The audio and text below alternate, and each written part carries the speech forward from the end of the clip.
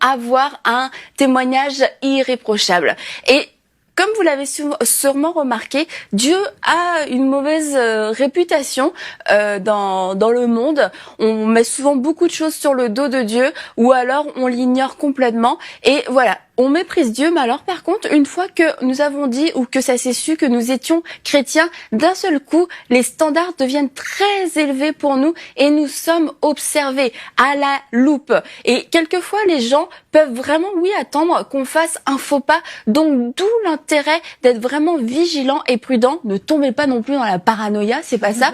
Mais vous pouvez l'avoir aussi remarqué, nous sommes observés. Et lorsque nous sommes observés, nous allons être éprouvés dans nos convictions. Alors pour vous qui travaillez peut-être à la pause du midi, on va parler d'un tas de choses, d'un tas de faits de société, et vous n'allez pas être épargné sur les sujets les plus gênants, les plus sensibles. Et toi, parce que toi, tu vas à l'église.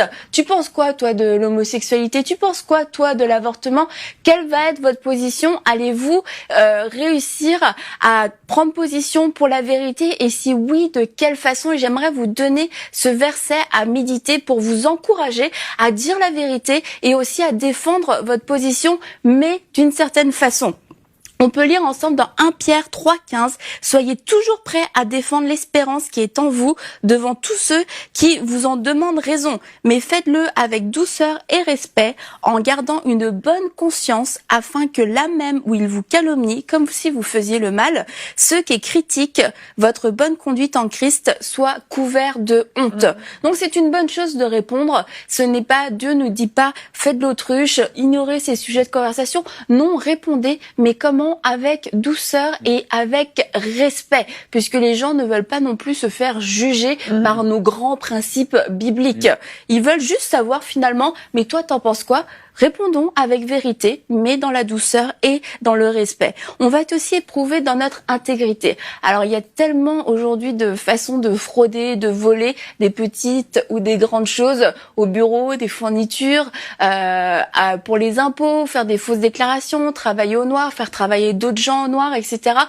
Tout le monde le fait, mais nous sommes observés et ces personnes-là peuvent un jour vous dire « mais toi aussi tu le fais ». Mais toi aussi, t'as fait ça. Mais l'autre jour, quand on allait au resto, t'as pas dit à la serveuse qu'elle avait oublié de compter un coca. Tu lui as pas dit. T'as volé alors. Et vraiment, les gens ont beaucoup de discernement. Donc, soyez vigilants. Faites en tout temps ce qui est bon. Et ne le faites pas juste pour leur dire, je suis un bon chrétien. Faites-le sous leurs yeux et quand ils sont pas là aussi, parce que finalement, on le fait aussi pour Dieu, avant tout. Et nous allons aussi être éprouvés dans notre amour. Éprouver dans notre amour parce que allons-nous être un modèle de pardon, de compassion, de réconciliation, ou alors avons-nous la réputation d'être la personne qui commence les disputes ou qui envenime les conflits, qui ne va jamais demander pardon? Est-ce que dans votre entourage tout le monde est au courant que vous êtes fâché avec toute votre famille, que vous refusez de les voir catégoriquement, etc.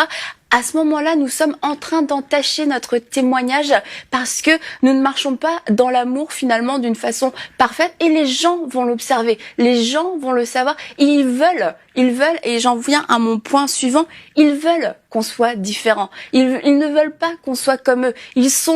Quelquefois ça va les énerver qu'on soit différent, ce témoignage irréprochable va les agacer, mais au fond, ils ont envie d'entendre une parole d'espoir. Les gens n'ont pas envie de mourir, les gens n'ont pas envie d'être malades, les gens n'ont pas envie de divorcer. Ils ont envie, ils veulent que vous soyez des porteurs d'espoir et des porteurs de vérité. Que là où tout le monde ment, tout le monde dit n'importe quoi, ils vont se tourner vers vous. Écoute, je viens de voir parce que je sais qu'à toi, je peux te le demander. Je sais que tu vas me dire la vérité. Je sais que tu as un avis différent. Alors peut-être, oui, que quelquefois, les gens vont se moquer de nous, vont nous persécuter, mais au final, ces mêmes personnes, lorsque ça va mal, vont venir vers vous et vont vous demander des conseils. Et les gens ont tellement soif d'espérance, tellement soif de paix, et nous sommes ces porteurs. Et le fait d'avoir un témoignage irréprochable est une clé pour toucher leur cœur, parce que le jour où ils vont en avoir besoin, ils sauront que vous avez été irréprochable durant toutes les années où ils vous ont côtoyé. Ils sauront que vous avez été quelqu'un de fiable, quelqu'un qui n'a pas rendu le mal pour le mal, et c'est pour ça qu'ils iront vous voir avec confiance. Et ça me fait penser à cette situation où Paul était dans un bateau qui allait faire naufrage et Paul était prisonnier. Et Paul n'était pas le capitaine, vous comprenez. Paul était un prisonnier, donc il avait absolument aucune légitimité de parler, encore moins de dire aux gens ce qu'ils devaient faire dans le bateau. Mais pourtant, c'est à Dieu que Paul a parlé. Et de la même façon, c'est à vous que Dieu parle pour communiquer une parole d'espérance. Et Dieu avait dit à Paul, ça va bien aller, dis-leur que ça va bien aller. Alors Paul, au milieu de ce bateau, alors qu'il était prisonnier, a dit, mes amis, prenez courage, tout va bien se passer, Dieu me l'a dit, Dieu me l'a montré. Et d'avoir un témoignage irréprochable, c'est aussi d'être fidèle à cette vérité, fidèle à ce que l'Esprit de Dieu va déposer en nous pour avoir la hardiesse de pouvoir le dire, de pouvoir le communiquer, de pouvoir transmettre une grâce, de pouvoir transmettre un message d'espoir à toutes ces personnes qui sont autour de nous. Et j'aimerais finir avec ce verset, faites tout, non pas du tout, si, faites tout sans murmure ni contestation afin d'être irréprochables et purs, des enfants de Dieu sans défaut au milieu d'une génération perverse et corrompue.